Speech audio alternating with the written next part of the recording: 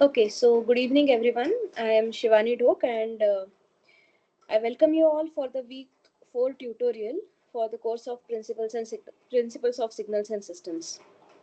So this week we continued our discussion related to Laplace transform, and we looked at the properties and all those things related to Laplace transform.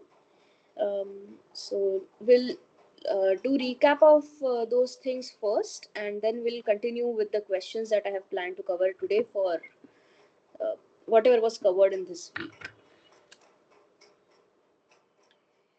So let's start. So as I mentioned, this week was completely given for Laplace transform.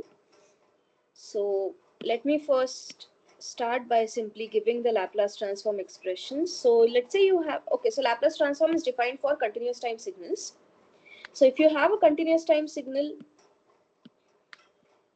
x of t, then its Laplace transform is given by x of s, and it is associated with a region of convergence, let's say R. Okay, then in that case, your x of s is given by integral minus infinity to infinity x of t into e power minus s t dt, where this s is a complex number. It has a real part sigma plus j omega. So it's a complex number.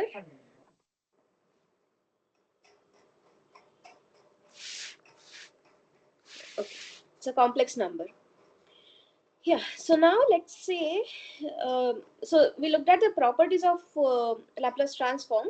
For that sake, let's say I have two signals x1 of t. Let it have the Laplace transform as x1 of s with region of convergence as R1. And let's say I have another signal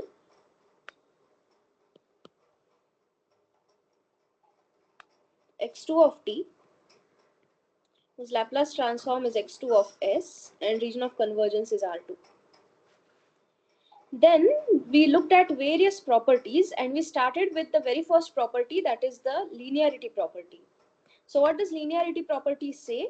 It says that if I take a linear combination of these two signals x1 and x2, so if I have a1 x1 of t plus a2 x2 of t, then the Laplace transform of this signal will be a1 x1 of s plus a2 x2 of s, and its region of convergence will be at least R1 intersection R2. Then we looked at time shifting property. So time shifting property says if you shift your signal in time domain by some constant t naught, then the Laplace transform of the corresponding signal is given by e power minus s t naught into x of s, and region of convergence still remains as it is, no change in that. Okay, now we shifted the signal in time domain. We can do a corresponding operation in the frequency domain as well. So what we say is, if I look at the Laplace transform x of s minus s naught, then what time domain signal it corresponds to? It corresponds to e power s naught t x of t. So this particular signal, which I just wrote, will have a Fourier transform as capital X of s minus s naught, and its region of convergence will be a shifted region, that is R plus real part of s naught. So this s naught is going to shift your region of convergence a little bit. Then we looked at the fourth property, that is differentiation in time. So we are interested in the Laplace transform of this signal. So we said that this particular signal will have a Laplace transform as s into x of s with region of convergence at least R. I'm saying at least R because this s that is hanging around here might cancel out one of the poles or one of the quantities in the denominator. So that might increase your ROC, might increase. So it is at least as the region of convergence of your actual signal, original signal. Then we looked at differentiation in S property. So we said that t into x of t, this particular signal has a Laplace transform or as minus of d ds of x of s, and your ROC is again at least R.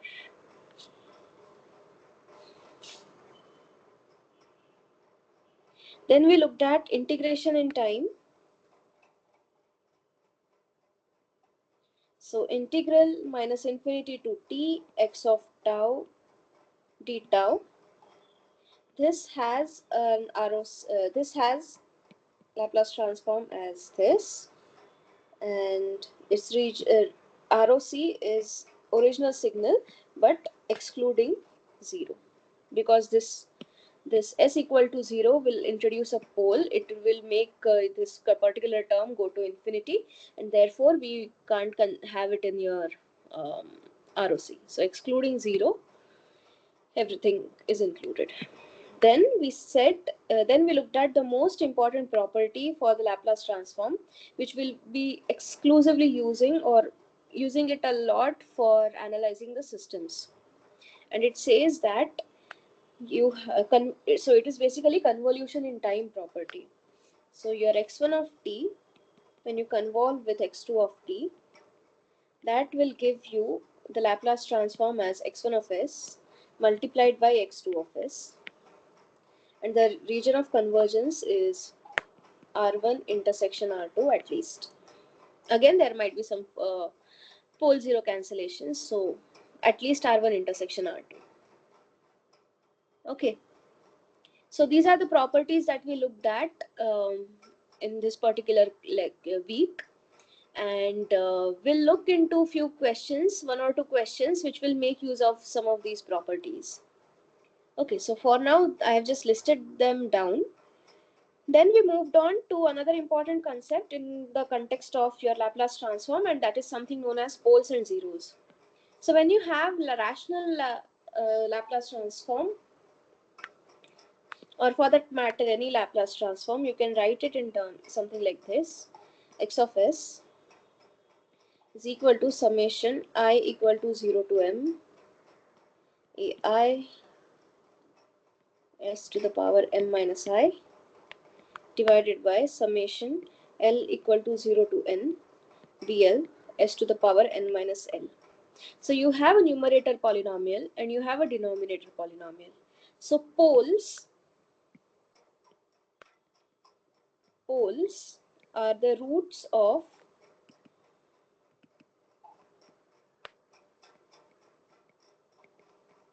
these are the roots of denominator polynomial.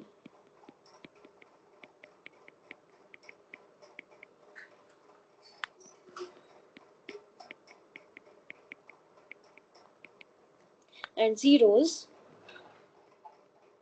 these are the roots of numerator polynomial.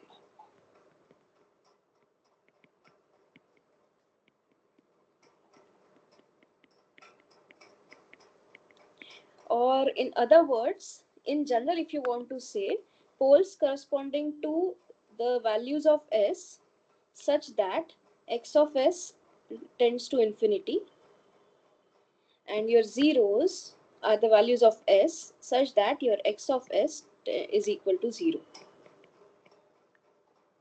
So 0 means for the values of s for which your Laplace transform is 0, and pole is the value of your values of s for which your Laplace transform tends to infinity. So its value shoots up like a pole. That's why it is known as a pole. And in when you are going to draw your ROC, you're going to denote these poles with the help of this cross and 0 by a 0. Okay. So that's how it is done in general. After that, we looked at another important thing, that is properties of ROC. So the properties of ROC that we looked at were total 5 properties. So the first one, we said that ROC does not contain poles.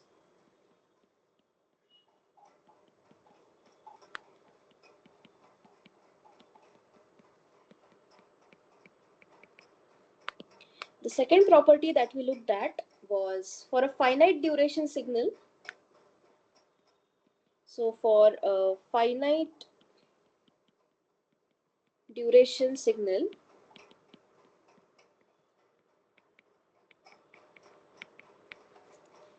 ROC is the entire S-plane.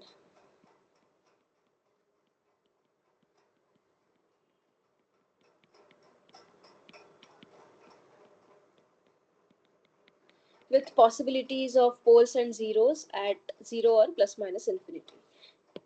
Then we have the third property. So if you have a right hand sided signal,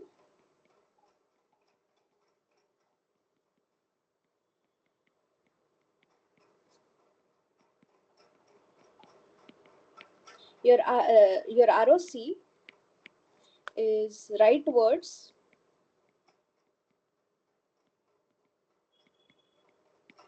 to the rightmost pole.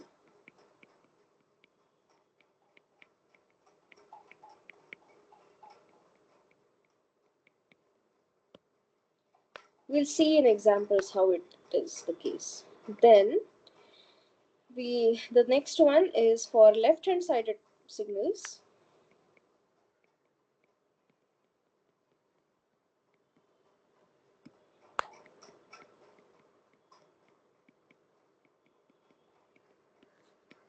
ROC is left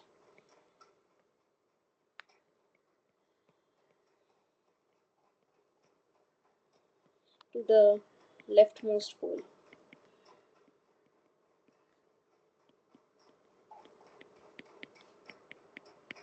And the last one that we have, last property that we have is for a two-sided signal.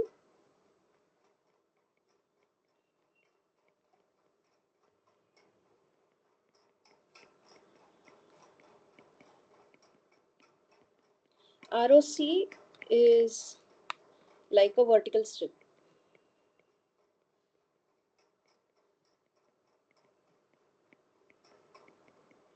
We'll take few examples that will demonstrate these things. Then we saw how to find out the inverse Laplace transform, and till now we haven't seen a formula for inverse Laplace transform. There exists one, but that is very difficult to compute analytically. So what we do, we take up some standard results of your Laplace transform and use partial fraction representations to bring your given transfer function or given Laplace transform in that particular form, and then simplify it and get the inverse Laplace transform. I'll take one or two examples related to that, so you'll get a glimpse of that. Then we went on to look at the Laplace transform for an LTI system. So we know that when we have an LTI system with input x of t and the impulse response of that system, let's say h of t, and let's say its output is y of t, then we know that this y of t is essentially x of t convolved with h of t. So therefore, your Laplace transform of your y of t, which is y of s, will be simply multiplication of your Laplace transform of your input and Laplace transform of your system. This comes from your convolution property of your Laplace transform, which means that the Laplace transform of your system is given by Laplace transform of output divided by Laplace transform of your input, and this equation here, whatever you get, is known as a transfer function.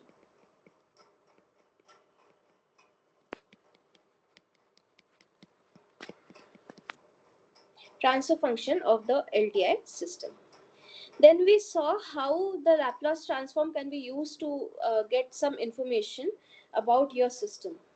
So we looked at how causality can be interpreted. So it says that, okay, we know that for a causal signal, your h of t is 0 for all t greater than, less than 0, which means that this is a right-hand sided signal. And therefore, your Laplace transform will be rightwards.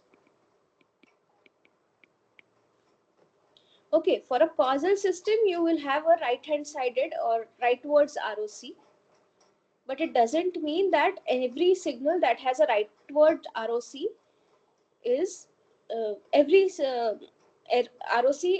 Okay, so it might be the case that the ROC is rightwards, but the signal is or the system is still not causal. For example, if you have a system with impulse response something like this, so this is also a right hand sided signal. This is t greater than 0. So this is also a right hand sided signal. For some values of t towards the left hand side, it is 0. All the non-zero values are right hand sided. So this particular signal is also going to have a right hand sided, or system representation is going to have a right hand sided ROC. So if you look at the ROC of this particular system, you will see that it is right hand sided, but you shouldn't conclude that this particular system is causal. So for a causal system, you have a rightward ROC, but the opposite thing or the inverse is not true. You have to be very clear with that. And the next one is stability. For stability, we mapped the absolutely integrability property for bounded input, bounded output stability to the case for this Laplace transform. We said that if j omega axis is included in your ROC, then the system is stable.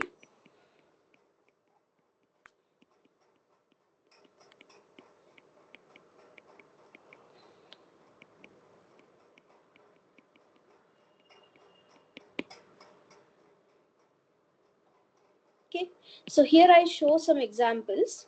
So this particular ROC, it can be there for a causal system because it is right hand sided, and since it includes j omega axis, it can correspond to a causal and stable system.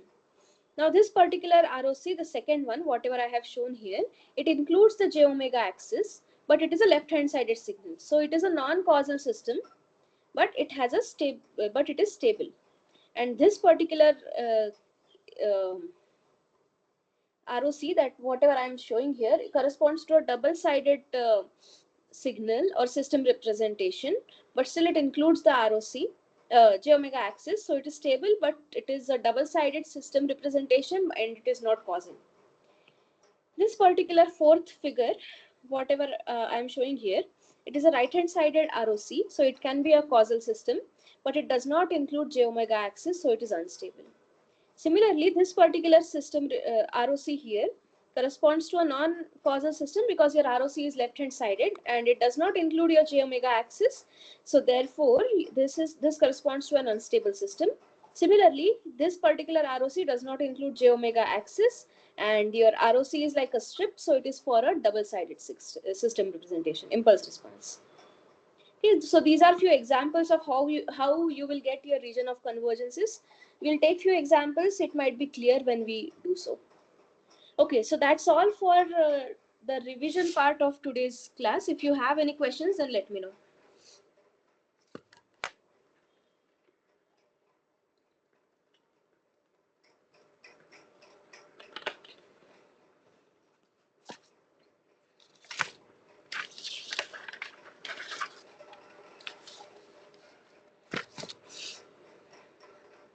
Okay. Okay, so if there are no questions, then let me move on to the next question, to the first question for today. So the first question here says that, let's say your x of t has Laplace transform x of s. Then they want us to find out the Laplace transform of the signal xn of t, which is t to the power n x of t, and what is the Laplace transform of this signal. So this is what we want to find out. Now you recall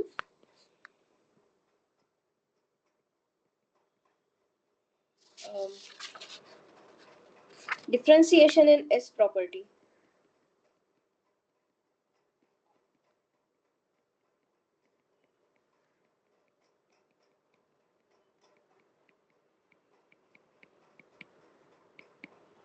What does it say? It says that if I multiply a signal in time domain by t, so t into x of t will give me a Laplace transform as minus of d ds of x of s. Okay, now let's say we have t square into x of t. So this is your x1 of t, this is your x2 of t. So this you can write as t into x1 of t. So this thing will have a Laplace transform as minus of d ds of x1 of s. Okay, and so on. So what we can do is your capital Xn of s, in the same logic we can, okay, let me do it for x3 of t also. So x3 of t is your t cube x of t, that is t into x2 of t. So this will have a Laplace transform as minus d ds of x2 of s. Okay, and so on. Okay, let me not do it like this. So this I can write as, so this is your x1 of s. So I can write x1 of s as minus of d ds of minus of d ds of x of s. So this I can write as minus 1 to the power 1 minus, this is x2, minus 1 to the power 2. So minus into minus gets cancelled, d2 by ds2 of x of s. Now similarly you have your x3 of t as t cube into x of t, that is equal to t into x2 of t. So this will have a Laplace transform as minus of d ds of x2 of s. This is equal to minus d ds of minus 1 to the power 2 d2 by ds square x of s. So you have minus 1 into minus 1 to the power 2. So that will give me minus 1 to the power 3 into d ds. So d3 by ds cube into x of s. So now if you do the same thing by induction and you keep on doing, then your xn of t will have a Laplace transform as xn of s equal to minus 1 to the power n into d ds cube dn dsn x of s. Is this clear?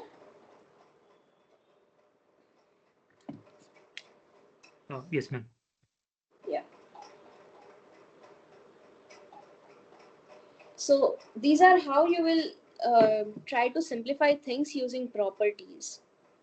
Otherwise, applying the integration formula will require you to use your product, like integration of UV, uh, all those things. So that will many times make things complicated mathematically. But if you know x of s, and generally those are simple to find, or if you are given some signal and you're able to write it in the form like t into x of t and then just go on with your differentiation, then yeah, it will be helpful for you.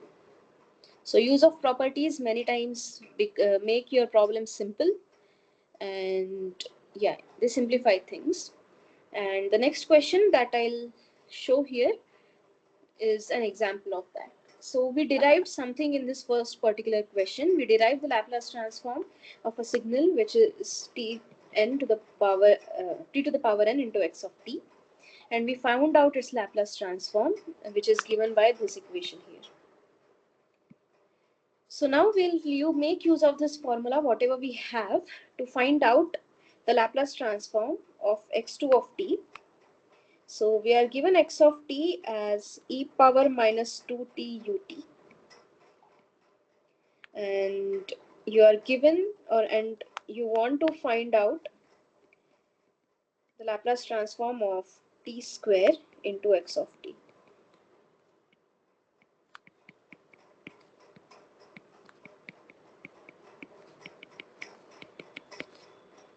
Okay, now finding the Laplace transform of e power minus 2t is simpler because it's an exponential signal.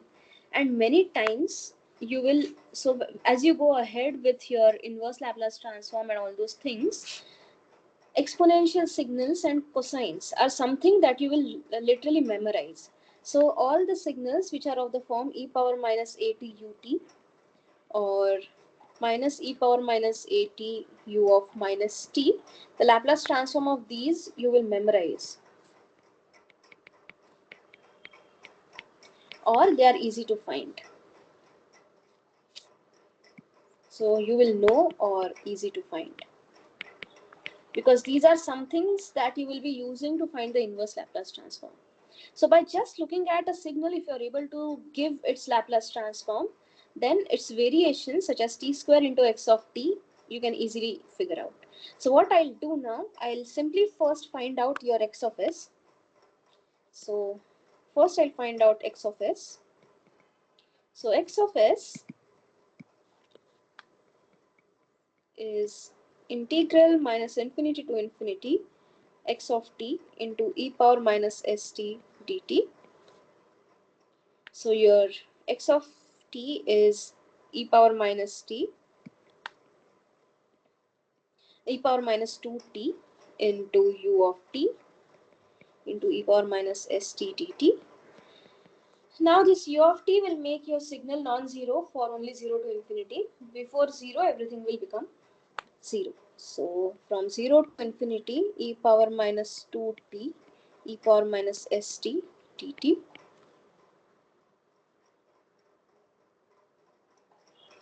So this is equal to integral 0 to infinity e power minus t s plus 2 dt.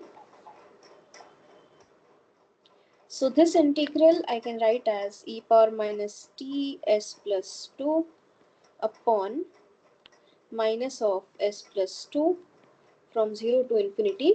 This will only happen when real part of this term, which gets multiplied by minus t, is positive. So this is true only when real part of s plus 2 is greater than 0, or your real part of s is greater than minus 2, or your real part of s is basically your sigma is greater than minus 2.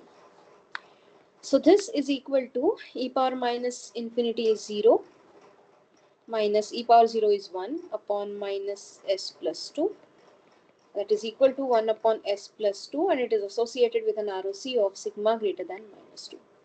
So how does your region of convergence look? So this is your S plane. You have sigma axis, you have j omega axis. You have a pole here. So if you equate this equal to 0, which means that S equal to minus 2 is your pole. So that you will indicate something like this with a cross here. So this is your minus 2. And your region of convergence,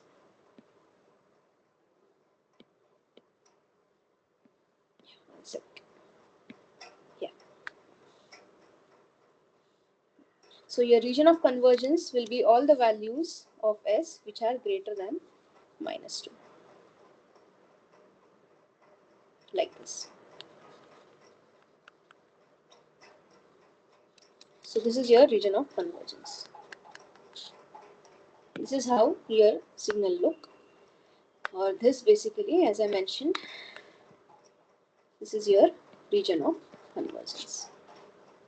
Now you know x of s, and now what you want to do, you want to find out your x2 of s. So we know x of s, now you will find x2 of s. And we saw in the previous question that your x2 of s will be given using this formula. So I'll just write it down. From question 1, we saw that xn of s is minus 1 to the power n dn by dsn x of s. Okay, so therefore x2 of s will be minus 1 to the power 2, that is that is 1. You have d2x of s by ds square. So now we'll find out these things. So first we'll find out dds of x of s, that is dds of 1 upon s plus 2. So this is minus 1 upon s plus 2 squared. Then we'll find d2 by ds squared x of s, which is dds of x d of this thing. So that is minus 1 upon s plus 2 squared. So that will be minus 1 into minus 2 upon s plus 2 whole cube. That is 2 upon s plus 2 cube. And again, your region of convergence is sigma greater than minus 2. But instead of one pole, now you have 3 poles at the same location. Is it clear? So this particular this particular thing is simply a two-step process. Whereas if you want to do this integration business, it becomes tedious. And I'm pretty sure by the end of this week and next week, the Laplace transform of your exponential curves will be by heart to you. Any questions?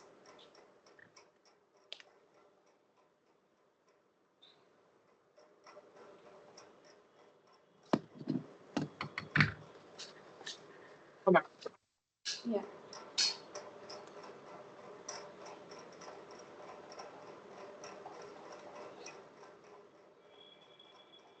Okay, if no questions, then let me move on to the next question. So the next question asks you to find out the Laplace transform of your sine of omega naught t ut. In the class, I believe that the Laplace transform of cos omega naught t ut was found out. I thought it will be good to redo that derivation and look the Laplace transform of sine of omega naught t ut. Because these two are important signals and you will be using them throughout the lecture, throughout the course.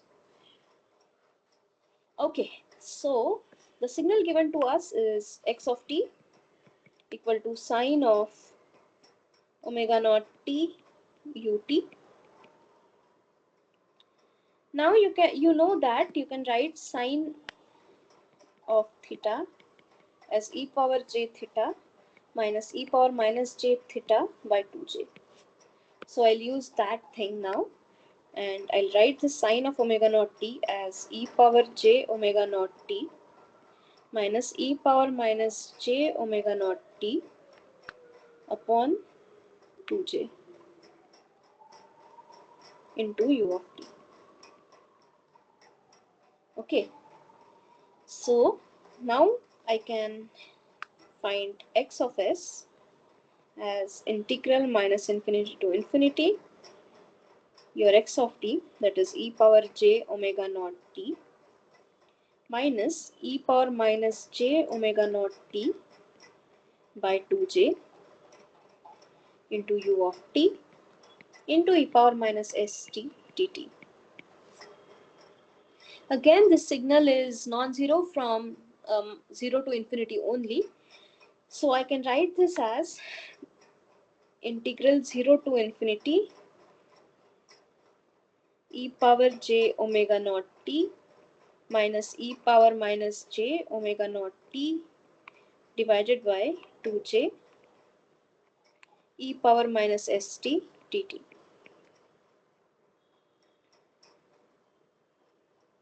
So now I can split this integral into two integrals. So I can write this as 1 over 2j integral 0 to infinity e power minus t s minus j omega naught dt and minus 1 over 2j integral 0 to infinity e power minus t s plus j omega naught dt. Okay, now we'll handle both of these integrals one by one. So the first integral that we have is 1 by 2j e power minus t s minus j omega naught divided by minus s minus j omega naught from 0 to infinity. And the second integral will be 1 by 2j e power minus t s plus j omega naught upon minus of s plus j omega naught from 0 to infinity. Now this integral, the first one, is valid when your real part of s minus j omega naught, which is your sigma, real part of s, plus 0 is greater than 0.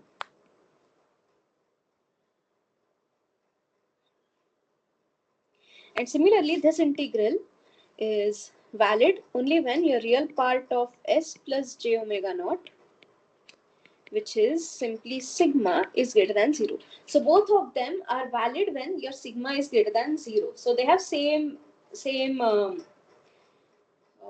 convergence region. Okay, so now the first integral is 1 over 2j e power minus infinity is 0 minus 1. So 1 upon s minus j omega naught minus 1 over 2j into again e power minus infinity is 0 minus 1. So 1 upon s plus j omega naught. So this is equal to 1 by 2j s plus j omega naught minus s minus j omega naught, sorry, plus j omega naught upon s minus j omega naught into s plus j omega naught. So s gets cancelled. You have in the numerator 2j omega naught upon 2j into s square plus omega naught square. This gets cancelled. So what is left is omega naught upon s square plus omega naught square.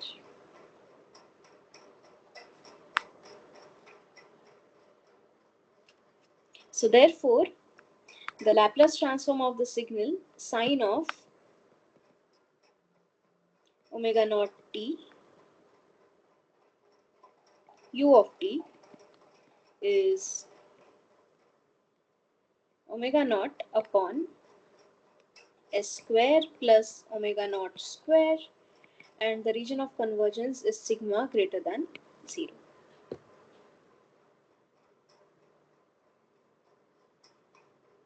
Okay, simple. Any questions?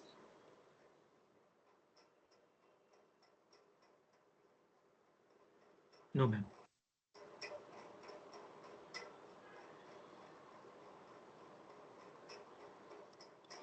Okay, now we saw this signal, the Laplace transform of a signal sine of omega naught t into u of t. Now let us change a little bit. This signal only will change a little bit. Let's get rid of your u of t and see what happens.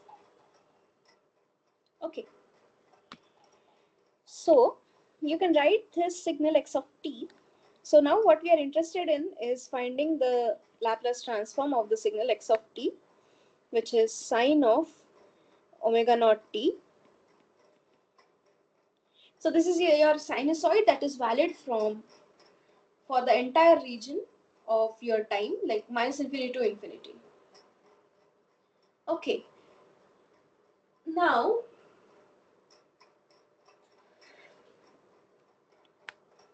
you can write this signal sine of omega naught t as sine of omega naught t into 1. Okay, and I can write this 1 as something like this. So this is your u of t and u of minus t. So I can write this 1 as u of t plus u of minus t. What happens at 0? It's fine. It's a very small part. We don't care. And sine of 0 is 0, so it doesn't matter. So We can write this as sine of omega naught t, and we can write this one as u of t plus u of minus t. Is this okay? Now I can write this particular signal as sine of omega naught t into u of t plus sine of omega naught t into u of minus t. Let's say this particular signal is your x1 of t and this particular signal is your x2 of t. And x1 of t is something whose Laplace transform we found out in the previous question. So we know that x2 of t has a Laplace transform x2 of s, and its region of convergence R1 is sigma greater than 0. Now let us try to understand what happens with your R2 of x2 of t. So we want, let's say x2 of t has a Laplace transform, x1 of t. I'm very sorry.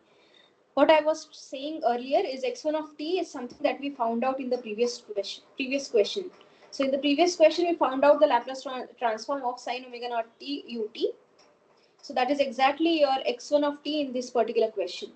So your x1 of t, let's say it has a Laplace transform of x1 of s and its region of convergence is R1. Let me also write down the expression for this. So this is omega naught upon s square plus omega naught square, and its region of convergence is R1, sigma greater than 0. And let's say your x2 of t is x2 of s, and we need to find it out, and we also need to find out what is its region of convergence. So let's do that.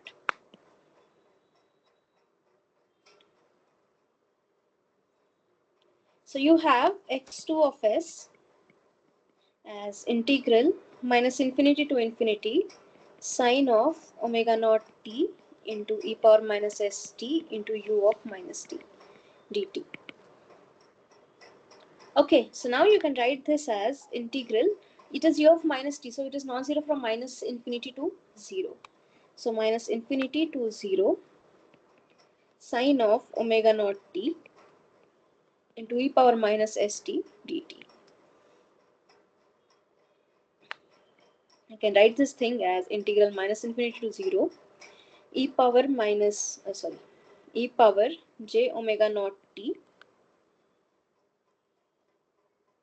minus e power minus j omega naught t by 2j into e power minus st dt. This is the same thing that we did in the previous question. We wrote sine theta as e power j theta minus e power minus j theta by 2j. Okay. And yeah, so this is what we have. Again, I can separate it out. I can write it as 1 by 2j integral minus infinity to 0 e power j omega naught t into e power minus st dt minus 1 by 2j into integral minus infinity to 0 e power minus j omega naught t into e power minus st dt. This I can write as 1 by 2j integral minus infinity to 0 e power minus t s plus j s minus j omega naught dt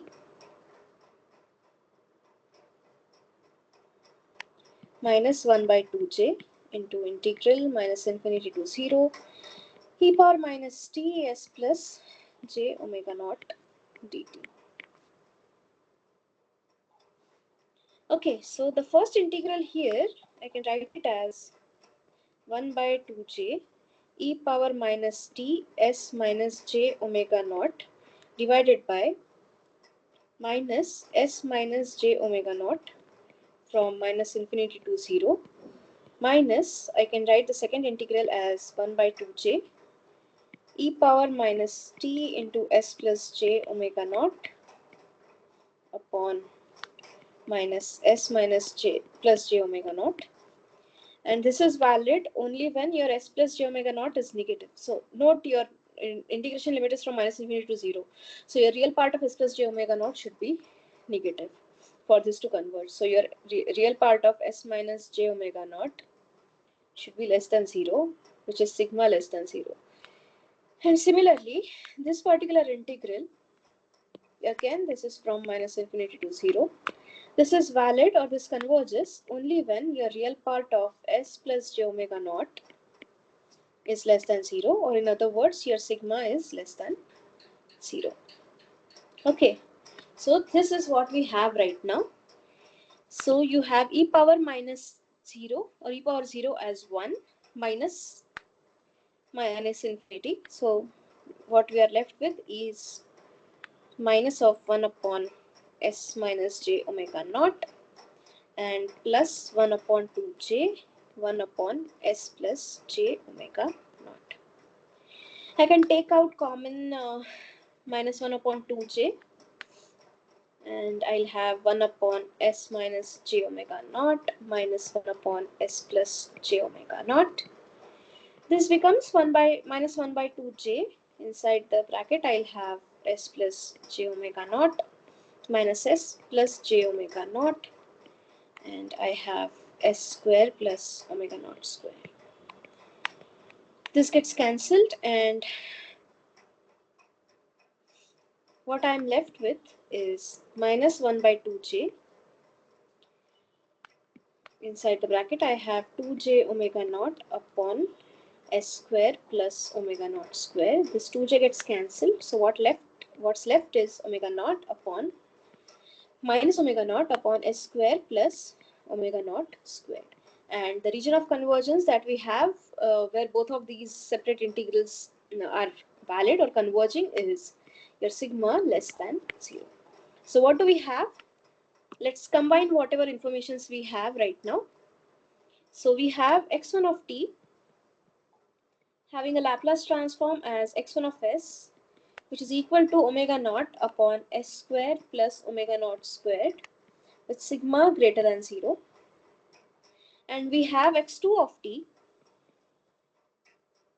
and it has a Laplace transform of x2 of s as minus omega naught upon s square plus omega naught square with sigma less than 0. Okay, this is your R1 and this is your R2. So what is your R1 intersection R2? So what is the situation we have? We have this ROC plane or S plane. We have your sigma and you have your j omega here. And both of these things have a poles at minus j omega and plus j omega, like this. And your x1 has a ROC here, like this. So this is x1, this is your R1, and then you have R2.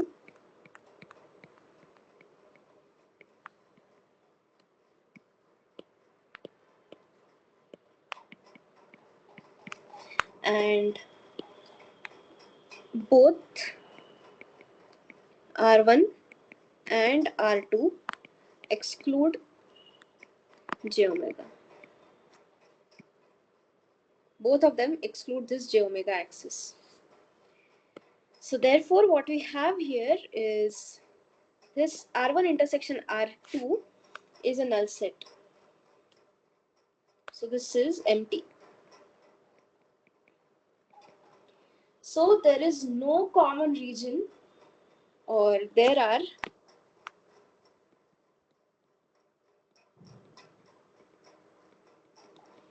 no values of S for which both x1 of S and x2 of S simultaneously converge.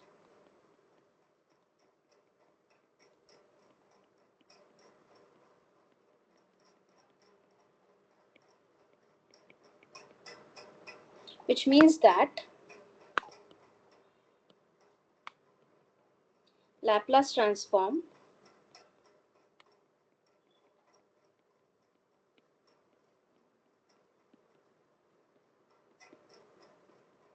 of sine of omega naught t does not exist.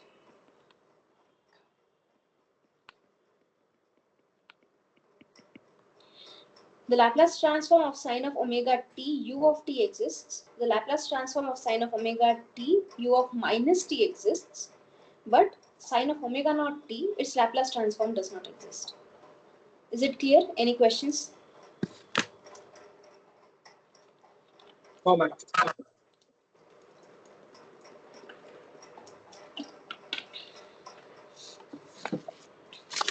Okay.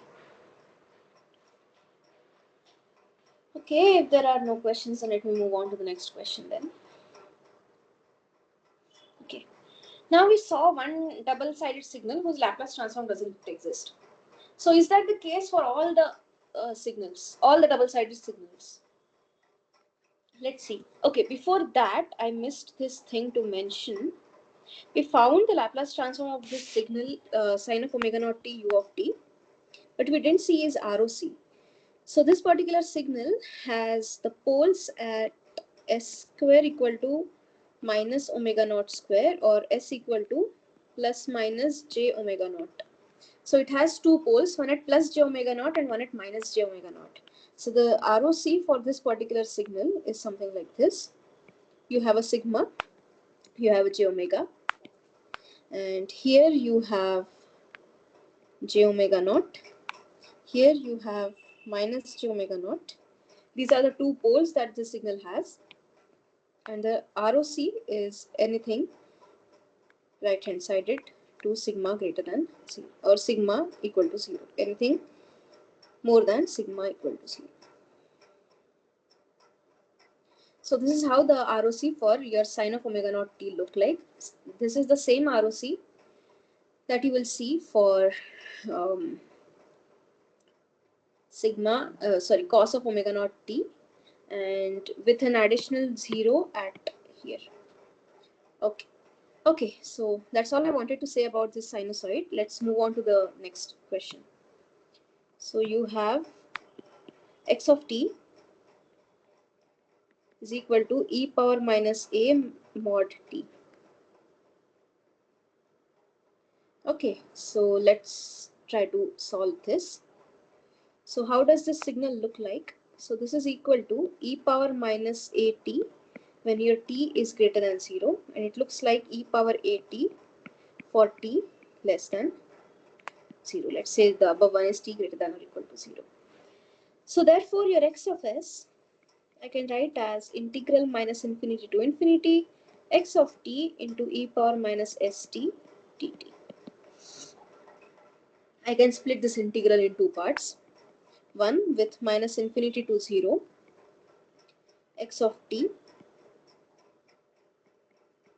into e power minus st dt plus integral from 0 to infinity x of t into e power minus st dt.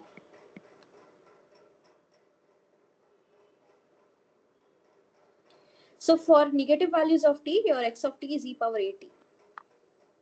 So this is equal to integral minus infinity to 0 e power at e power minus st dt plus integral from 0 to infinity. For this it is e power minus at e power minus st dt. So let's say this is basically your I1 plus I2. Let's start with I1. So I1 is equal to integral from minus infinity to infinity e power at into e power minus st dt. This is equal to 0. This is equal to integral from minus infinity to 0 e power minus t s minus a dt, and this is equal to e power minus t s minus a upon minus s minus a from minus infinity to 0. So this becomes e power 0, which is 1, minus e power minus infinity, that is 0, upon minus s minus a, and whatever I set is true only when your real part of s minus a is less than 0. Yeah, it's less than 0. So your real part of s should be less than a, or your sigma should be less than a. So therefore, what we have is I1 equal to minus of 1 by s minus a for sigma less than a. Then we have your I2. So I2 is the integral, which is integral 0 to infinity e power minus at into e power minus st dt. So 0 to infinity e power minus at into e power minus st dt. This is equal to integral 0 to infinity e power minus t s plus a dt, which is equal to e power minus t s plus a upon minus s plus a from 0 to infinity. This is true only when your real part of s plus a is negative or your sigma is less than minus a. A is a real quantity here. A is something which is greater than 0. Yeah, that's given in the question. Okay. So this is what we have now. So first term will be e power minus infinity. So this will be equal to 0 minus e power 0 is 1 upon minus s plus a, that is equal to 1 upon s plus a. So therefore you have I2 equal to 1 upon s plus a with sigma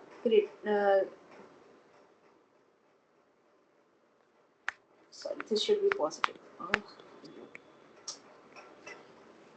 Sorry, this s plus a's real part should be positive, then only your minus infinity, your infinity when you plug into the minus t will give you 0. So this should be exactly opposite.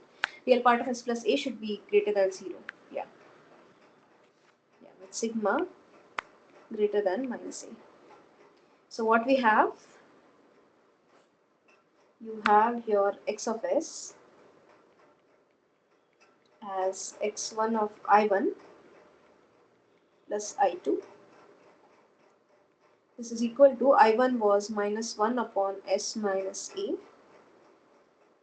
and this was for your sigma less than a, and plus you have 1 upon s plus a, and this is true for sigma greater than minus a. So how does it look?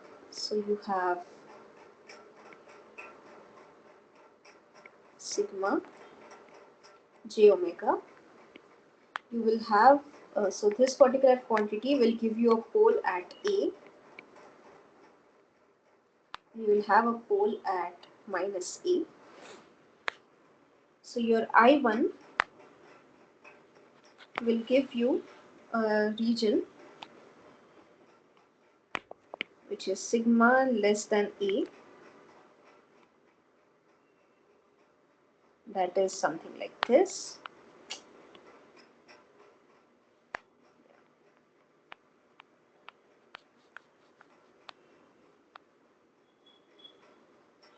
So this is R1.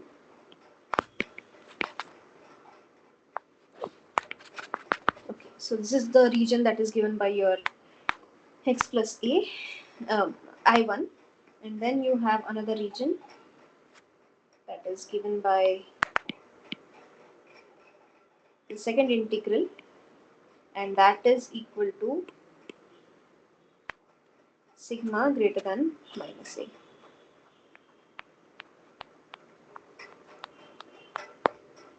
Okay, so you have an overlap. You have an overlapping region here.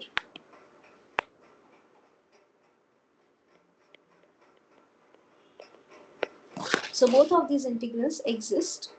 So both of these integrals exist when you have sigma lying between minus a and plus a, both excluded.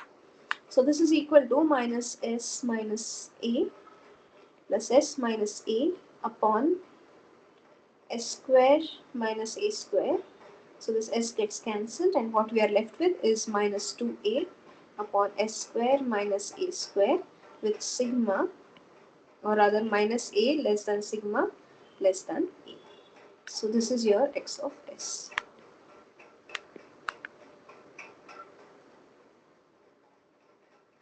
So now you saw an example of a double-sided signal whose Laplace transform exists. And in the previous question, we saw a double-sided signal sin of omega naught t whose Laplace transform does not exist.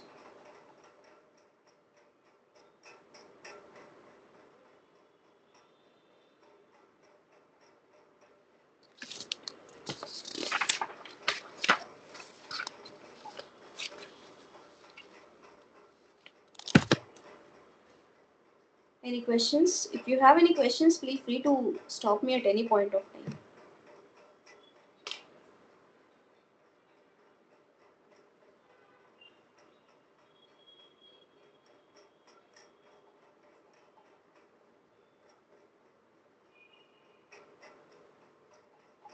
Okay.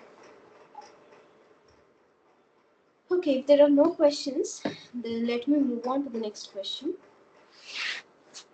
So this is the question that I have here. So it says that find the Laplace transform of x of t, which is given something like this. So x of t is 1 for a finite range of 0 to a, and it is 0 otherwise. So how does this signal look? So you have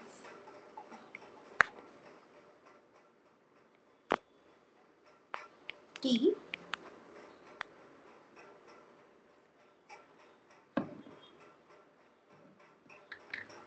you have, let's say, 0 here, and you have a, it is 1.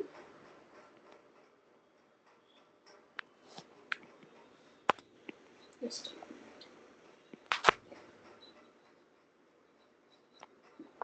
it is 1 for from 0 to a, and it is 0 otherwise. Okay, so this is the signal that we are given. So this is your x of t. So again, if you see, this x of t is non-zero only in a range of 0 to a, so it's basically a finite duration signal.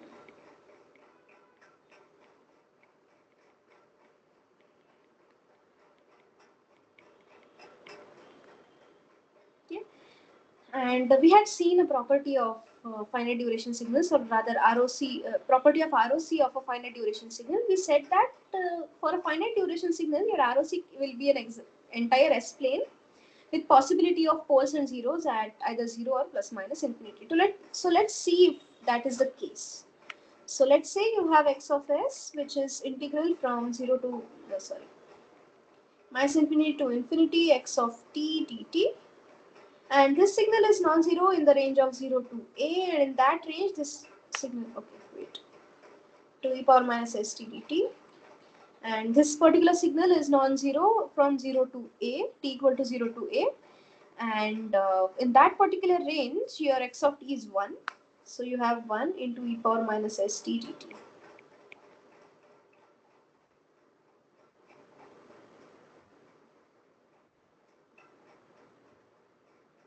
Okay, so this is equal to e power minus st by minus s from 0 to a. This is equal to e power minus sa minus 1 upon minus s, which is nothing but e power minus as by s. So what you have here is e power x power s is 1, x of s is e power minus as by s.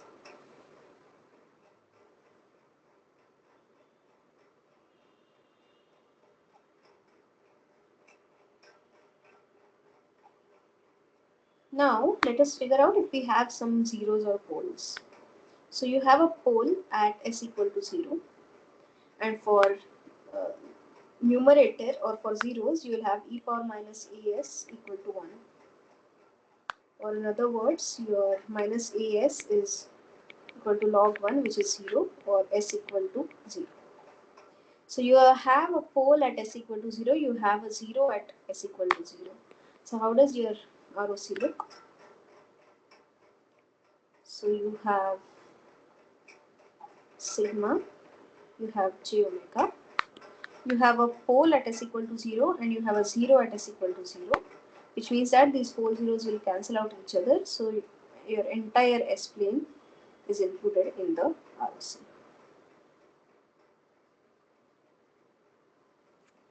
Is it clear? Any questions?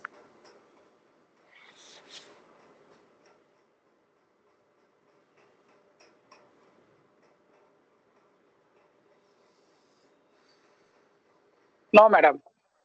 Yeah.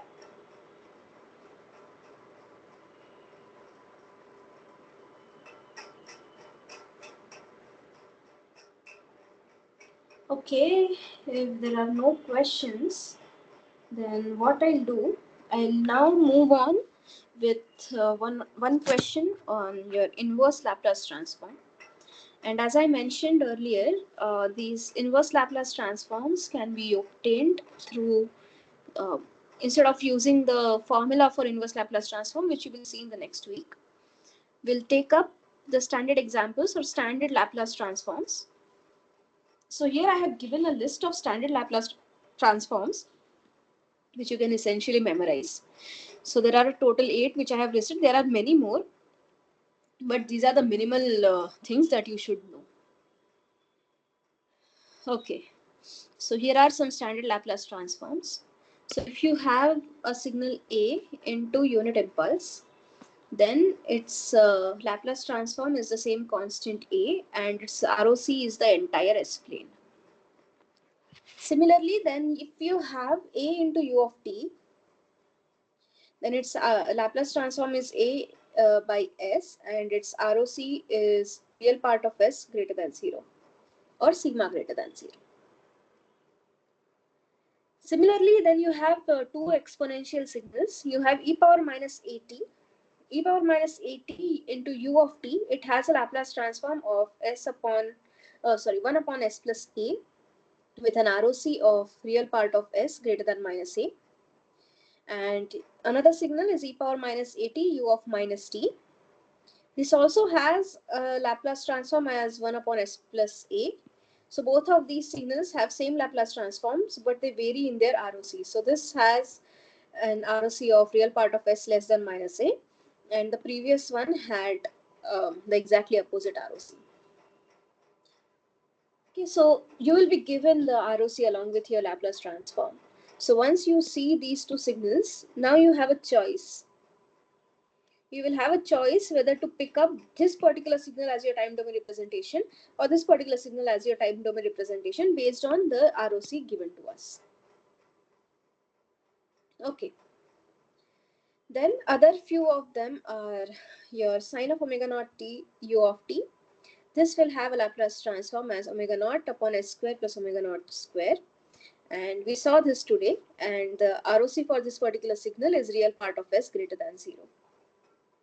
And for cos of omega naught t u of t, we have seen this Laplace transform in the regular video lectures. And for that particular thing, the Laplace transform turns out to be s upon s square plus omega naught square. And the ROC is given by real part of s greater than 0. Other signals, which are basically derivatives of this exponential signal, are t to the power n e power minus at u of t. This will have a Laplace transform as n factorial upon s plus a to the power n plus 1. And the ROC for this particular signal is real part of s greater than minus a. And the counterpart of this signal is minus t to the power n into e power minus at u of minus t. This will have again the same Laplace transform as the previous one, but the ROC will be the opposite, that is real part of s less than minus a. So these are a few standard Laplace transforms. This you will find in any standard signals and systems book. Anyway, this will be uploaded in the drive, so you can refer to this lecture notes as well.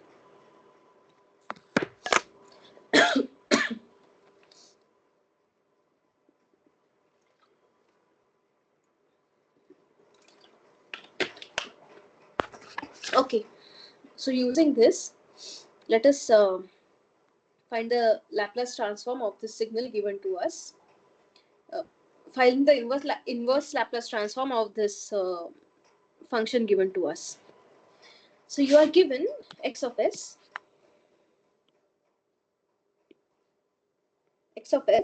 equal to 1 upon s into s plus 1 into s plus 2 squared. And how do we solve this? We use partial fractions.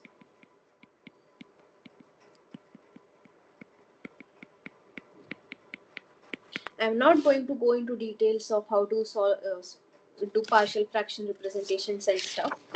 I'll just take up this particular example. For other things, you can look up into the you can simply do a simple Google search or ChatGPT. You will get all the options or all the standard ways of doing this. I'll also do one thing is in the lecture they have given a formula in terms of differentiation. That is a tedious job to do. I'll take up a simpler approach to find out those coefficients. Okay, you can anyway use that approach also, but that becomes tedious a bit. Okay, so you have x of s equal to this. So I'll write this 1 upon, or I'll write this particular x of s as some constant c1 by s plus c2 by s plus 1 plus lambda 1 times s plus 2 and plus lambda 2 times lambda 2 by s plus 2 squared. Okay, so this is what we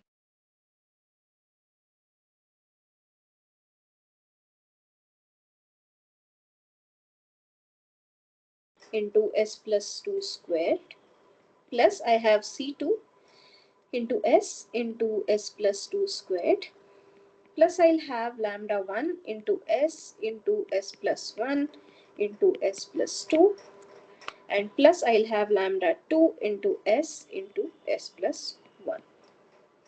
So this is what I have. Now I'll make use of only this particular expression to find out my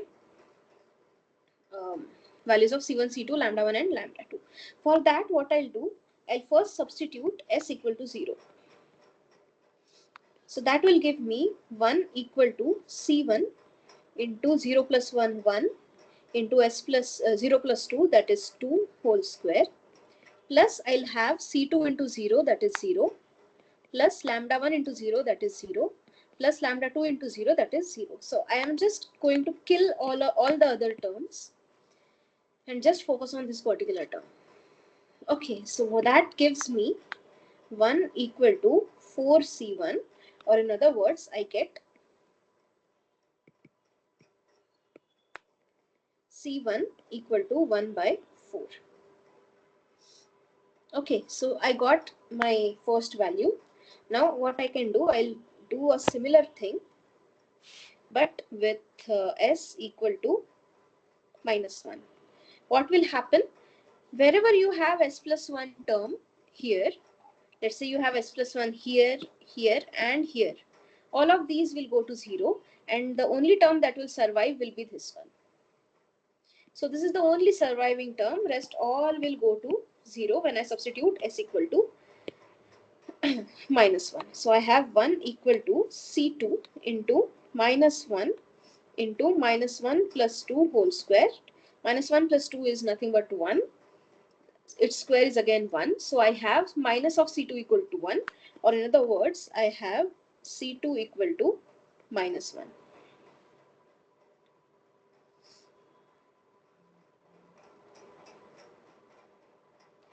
Now I can repeat one more thing.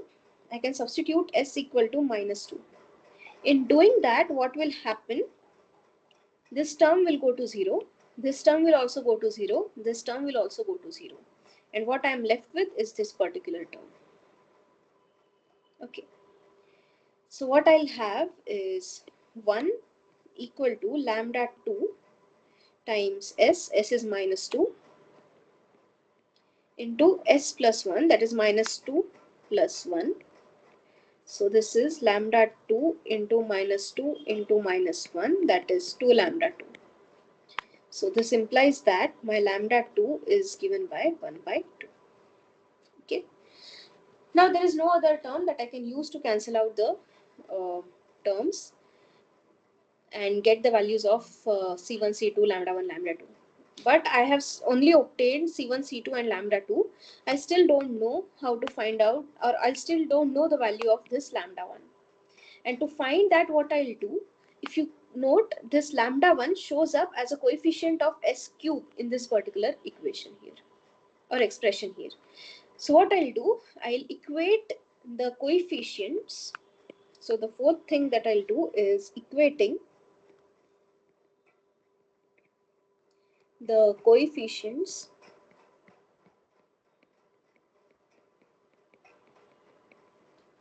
of S cube on LHS and RHS. So now on the left hand side it is 1, so there is nothing as such there. So the coefficient of your S cube is 0 on the left hand side. So you have 0, which is equal to, and in the right hand side you have a coefficient of S cube in this, that is C1. Again here you will get an S cube, that will be C2, and lambda into S cube, but there is nothing. So here you will get only S square. There is no third degree polynomial. So the third degree polynomial will be here, here and here, and all of these will have the coefficients as C1, C2 and lambda 1 respectively. So this is equal to your C1 plus C2 plus lambda 1. So therefore your lambda 1 is equal to minus of C1 minus of C2. So your C1 we have obtained as 1 by 4. So you have minus 1 by 4 minus, you have your C2. C2 was minus 1. So you have 1 minus 1 by 4, that is 3 by 4. Okay, so this is what is given to us, or this is what we have right now. Okay. So what do we have? We have C1 equal to 1 by 4. We have C2 equal to minus 1. We have lambda 1 as 3 by 4. And we have lambda 2 as 1 by 2. So, and your x of s was C1 by s, C2 by s plus 1, and lambda 1 by s plus 2 plus lambda 2 by s plus 2 whole squared. So therefore you have your x of s as C1, that is 1 by 4s, minus C2, so minus 1 by s plus 1, plus lambda 1, that is 3 by 4 times s plus 2, plus 1 by 2 times s plus 2 whole squared. Okay, so this is the Laplace transform after doing partial fractions representation. Okay, now what we need to do is we need to find x of t, and the region of convergence given to us is real part of s greater than 0. So what is the region of convergence given to us?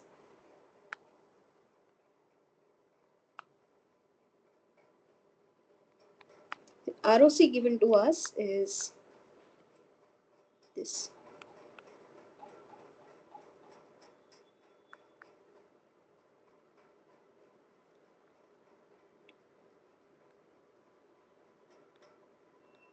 Okay. Now if you look at this x of s, this x of s has 4 terms. Okay, so term 1, term 2, term 3 and term 4. Term 3 and term 4 will lead to poles at the same location, that is s equal to minus 2. So at s equal to minus 2, you have 2 poles.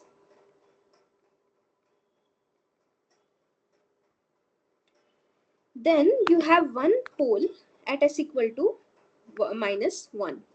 So at s equal to minus 1, you have one pole.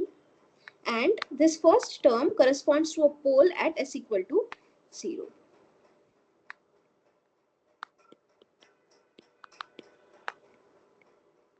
So this is the ROC that is given to us.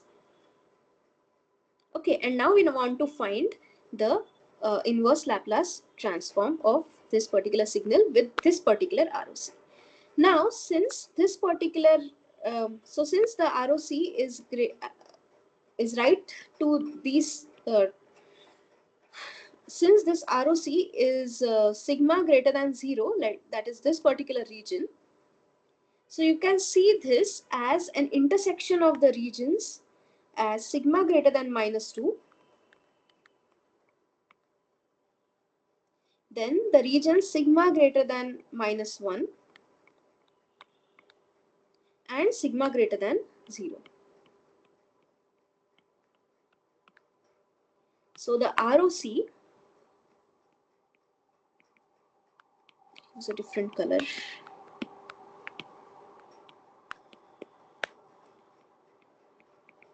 Sigma greater than 0, I can write it as the ROC of sigma greater than -2 intersection sigma greater than -1 intersection sigma greater than 0. So it is intersection of these three values, these three ROCs. Now you associate all of these three or four terms with these three sets here. So this sigma greater than -2 will correspond to a region of convergence where you have a pole of sigma equal to 2. That is this particular term. And this particular term.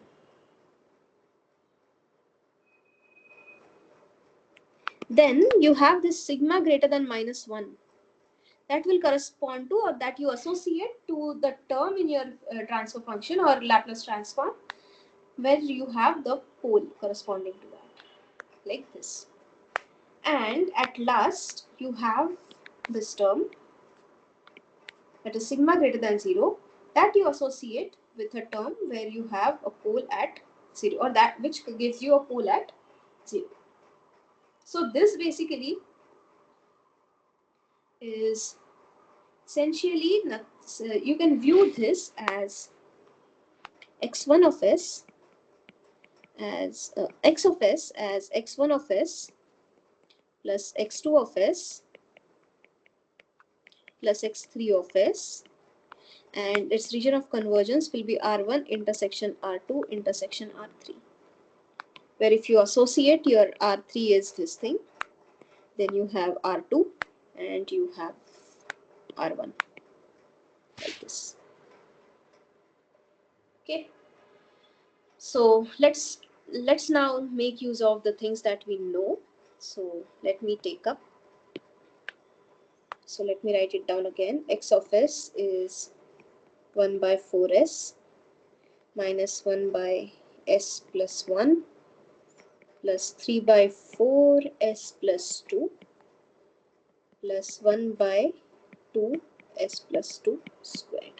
And now we'll make use of the available Fourier transforms. So if you observe carefully, you have 1 by s plus 1 and 1 by s plus 2 whole square. So we have things of this form. So you have 1 by s, this one, and you have the ROC as real part of s greater than 0. Then you have this term 1 by s plus a with real part of s greater than -a, and you have this particular thing. Okay, so we'll be using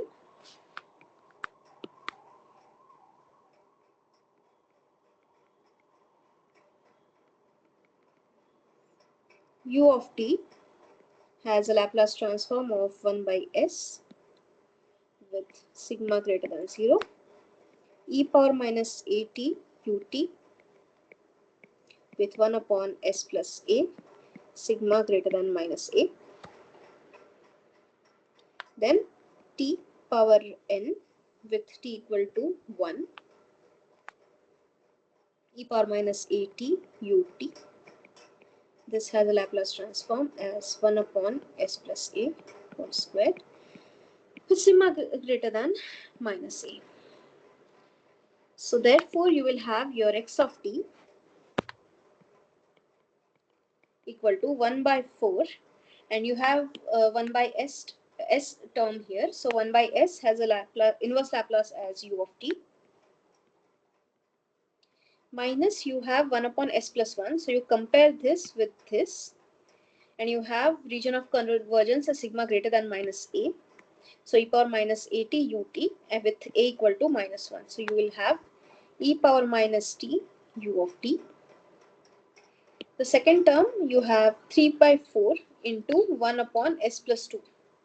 This is also like this, but now your a is 2. So this becomes plus 3 by 4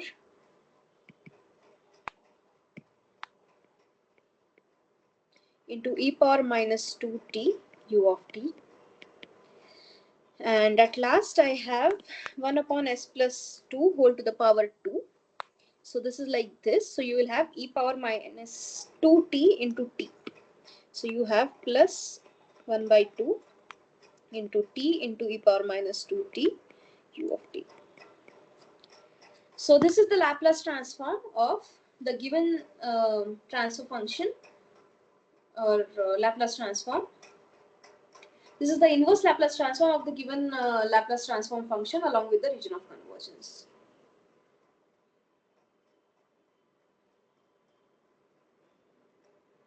Any questions? Is this clear how to map those things? Yes, madam. Clear, madam. Yeah. Give me a moment.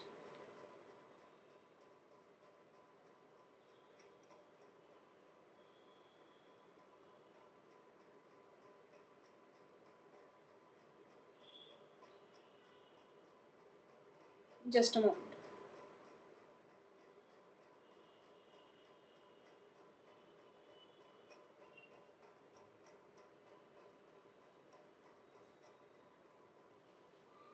Yeah, sorry. I don't know what happened. Do I have an additional page here?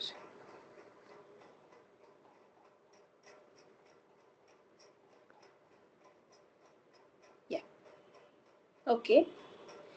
So now what I want to do is I want to find the inverse Laplace transform of this signal x of s, which is equal to 1 upon s plus 1 into s plus 2 whole square with ROC real part of s less than minus 2. Now if you go back to the question that we just saw, this is the exactly same thing. So the transfer function whatever we are given, so this x of s is same as that in question 7. The only difference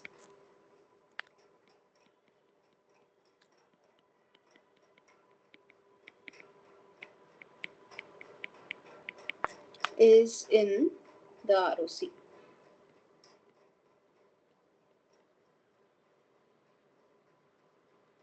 Okay, so you have x of s as 1 upon s into s plus 1 into s plus 2. Now your partial fraction representation does not depend on your ROC. It is independent of that.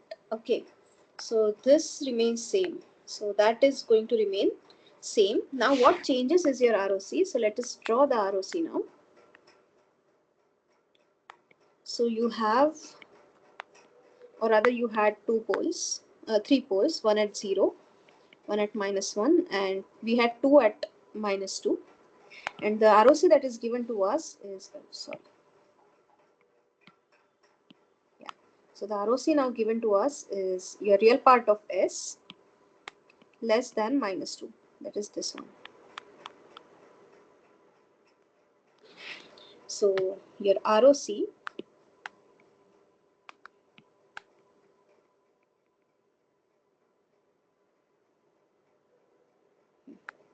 is sigma less than minus 2.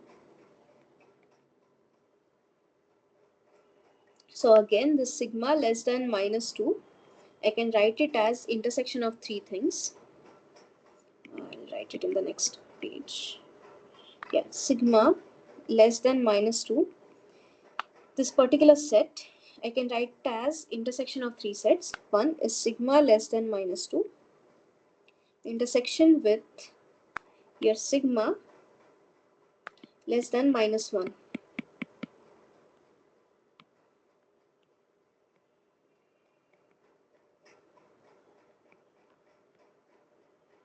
And the third one will be sigma greater than 0, sigma less than 0. Okay, and your x of s, after partial fractions, we got it as 1 by 4s minus 1 upon s plus 1 plus 3 by 4 upon s plus 2 plus 1 by 2 upon s plus 1 squared. So the region of convergence corresponding to this particular signal, that is 1 by 4s, is sigma less than 0. For this, it is sigma less than minus 1. For the third term, it is sigma less than minus 2. And for the fourth term, it is sigma less than minus 2. Yeah, this is 2. Sorry. Yeah. Okay, so now all of these signals are left-hand sided. In the previous question, if you see the ROC, it was completely different. It was right-hand sided, completely right-hand sided. So we have an exactly opposite scenario now. So whatever we wrote here, this utilization will break down. We can't use this now. So now we'll have to go back to stuff. So now instead of using this particular formula of exponents, we'll have to use this particular thing where you have real part of s less than minus a. Now there is another thing, like if you put a equal to 0, you will get the Fourier transform of u of minus t. That will be 1 by s for real part of s less than 0. And again you have something like t to the power n into e power minus at ut, but a flipped ROC. So again we will be interested in this particular expression, not the other one. So what we will be using in this particular question, we will use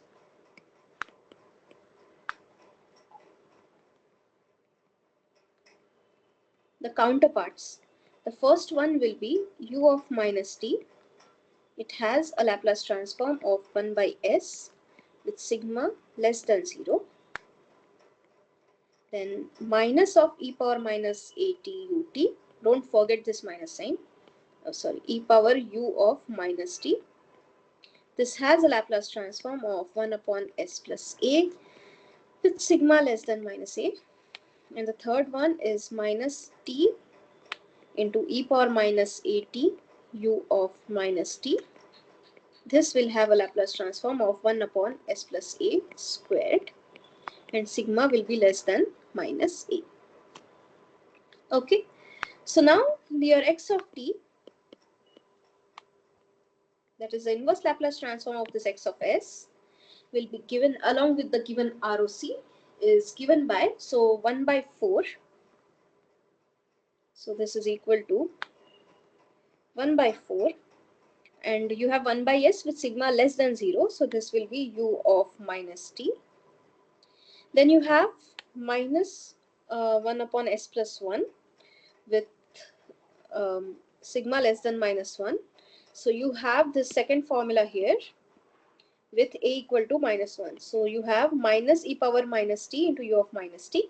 Minus minus becomes plus. So you have e power minus t into u of minus t. Then you have 3 by 4 and 1 upon s plus 2. So you can apply the same formula, but now with a equal to 2. So you will have minus 3 by 4 into e power minus 2t u of minus t. And the last one will be the third formula that we wrote here, that is minus t into e power minus at ut with a equal to 2. So minus 1 by 2 into t into e power minus 2t u of minus t. So now you can see the uniqueness of Laplace transforms. So both of these had same transfer function but different region of convergences, and we got the same partial fraction representation because obviously it was the same Laplace transform function given to us. But based on the ROC, we chose which time domain signal to associate with that particular Laplace transform and the region of convergence. So that association leads to the uniqueness of Laplace transform for different signals. I hope this is clear.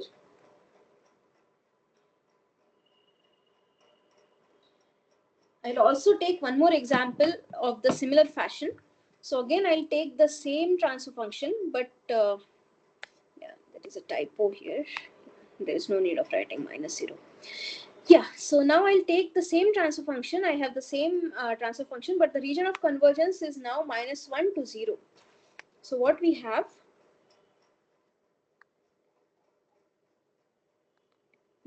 a sigma, we have j omega, then you have a pole at 0, a pole at -1, and a pole at -2. And what you have is the ROC, which is just between these two, like this. So this is the ROC that is given to us. So what I want to write is, and now I want to write this set -1 less than sigma less than 0 as again the intersection of the sets corresponding to these three regions. Now I can write this as, so for this one you have this region, right? So if you take, I can at least write this particular region as sigma greater than -1 intersection sigma less than 0. So what I am writing, so sigma greater than -1 is this region and sigma less than 0 is this region. So intersection of these two regions is this particular shaded region, whatever I have drawn here.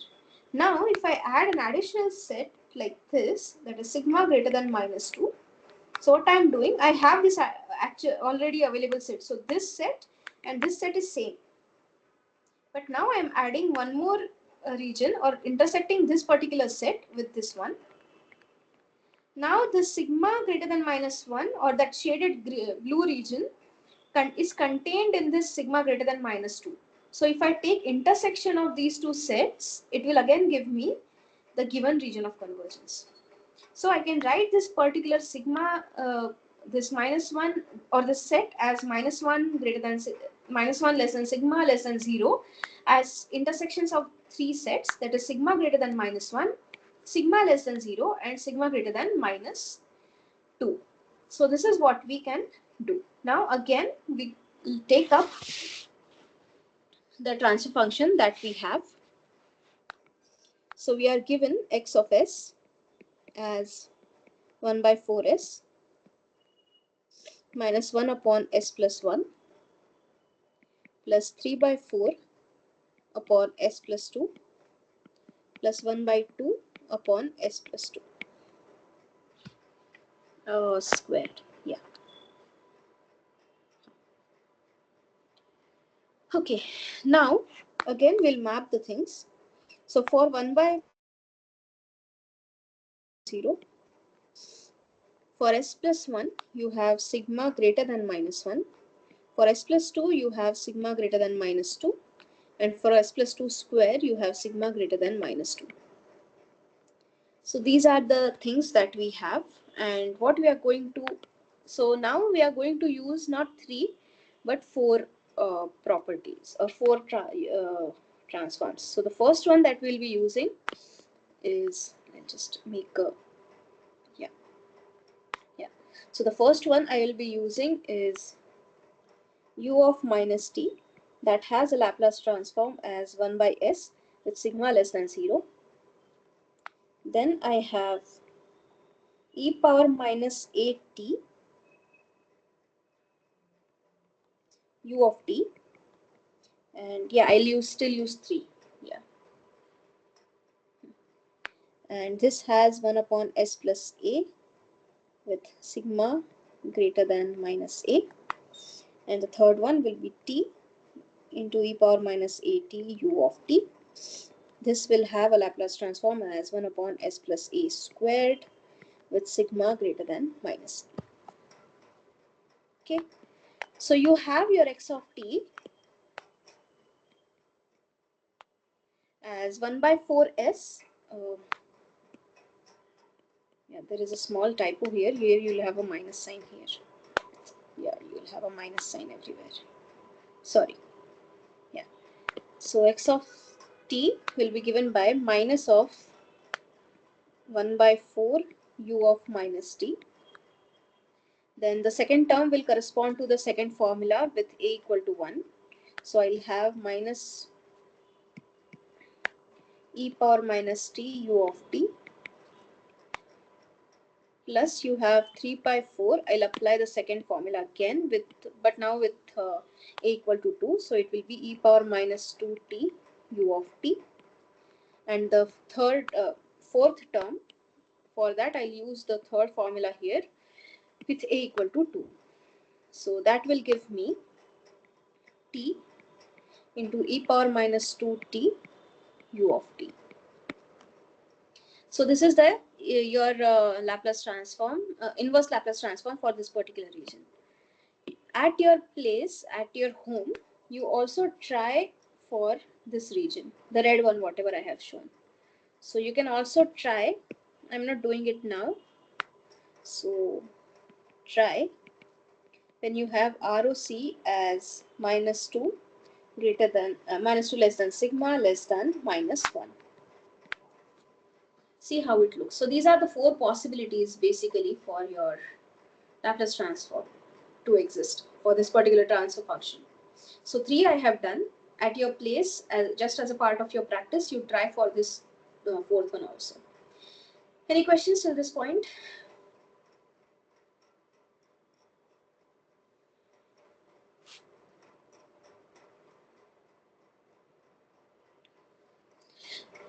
No, madam.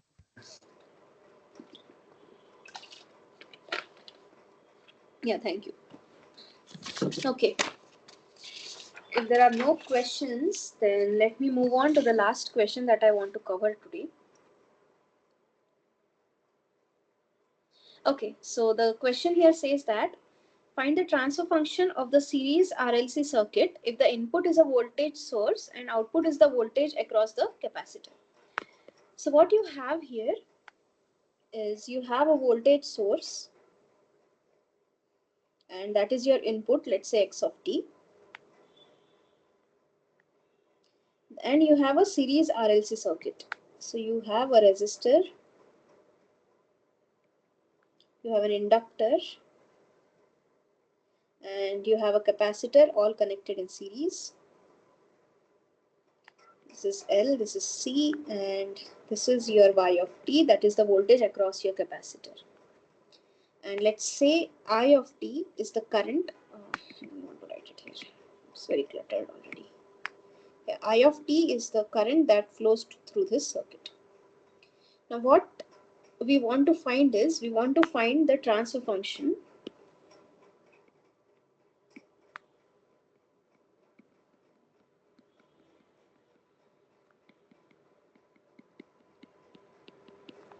h of s, which is nothing but y of s upon x of s. Okay, and y of s upon x of s is what we want to find, and y of s is Laplace transform of y of t. So your y of t has Laplace transform y of s, and your x of t is the Laplace transform of your input, that is x of s. Okay, so this is what we have. This is a standard stuff that we do in our network theory courses. So this is just like a small revision for the sake of completion. So your y of t, or rather your x of t, is the total voltage that is supplied to your system. Then that is equal to the voltage across your resistor,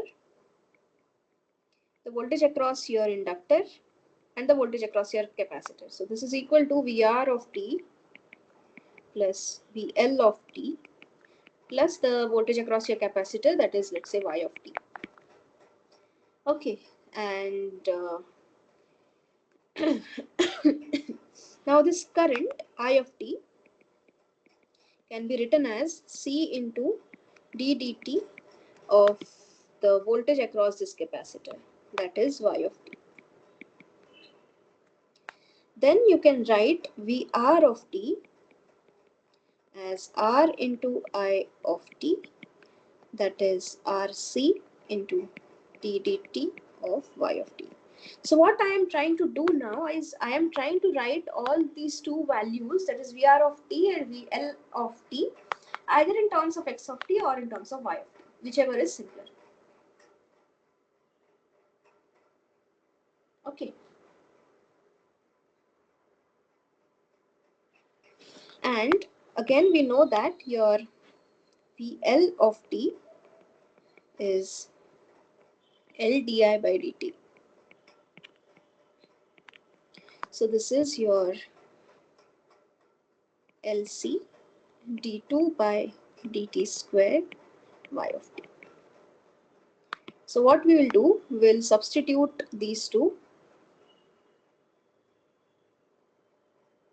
in this equation.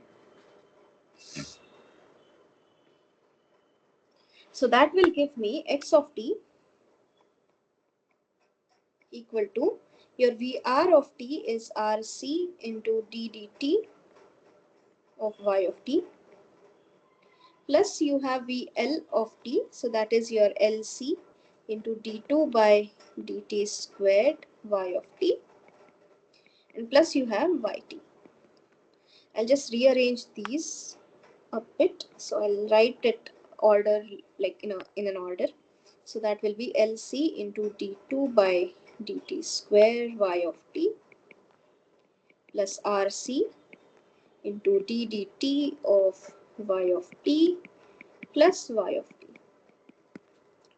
Okay, so now we know that the x of t has a Laplace transform as x of s, y of t has a Laplace transform as y of s. Okay, now using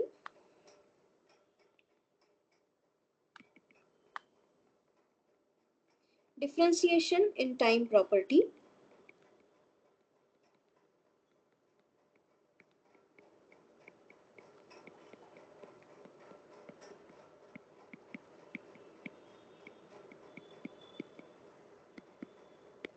we get d dt of y of t, it has a Laplace transform as s into y of s, and d2 by dt squared y of t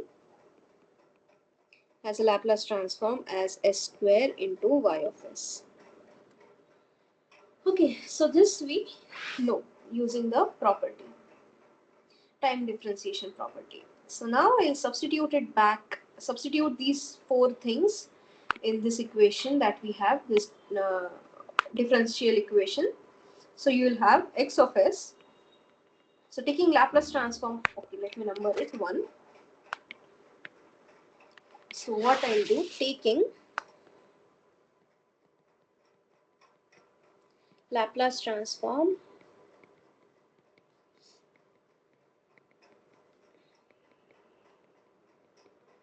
of 1, we get x of s, which is equal to LC into s square y of s. So you have d2 by dt square y of t, so that will give me s square y of s, plus I have rc into d dt of y of t, so that will give me s into y of s, and I have one y of t, so that will be simply my y of s. So therefore I can write the right hand side as y of s, and I can take LC into s square plus RC into s plus 1. And therefore I can write h of s, which is equal to y of s upon x of s. This is equal to 1 upon LC s square plus RC s plus 1. This is all about the answer, but generally we in the denominator we keep the coefficient of s square as 1. So we'll divide numerator and denominator by LC. So therefore my h of s is 1 by LC divided by s square plus r by ls plus 1 by LC. So this is the transfer function of the series RLC circuit with output taken across the capacitor.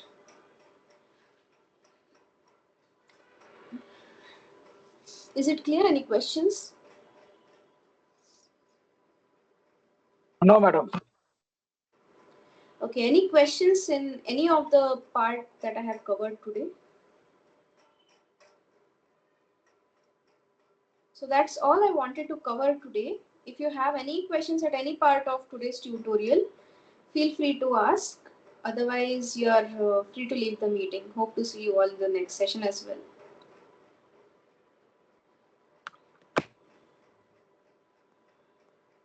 So thank you for attending today's session. Thank you, ma'am. Yeah, thank you.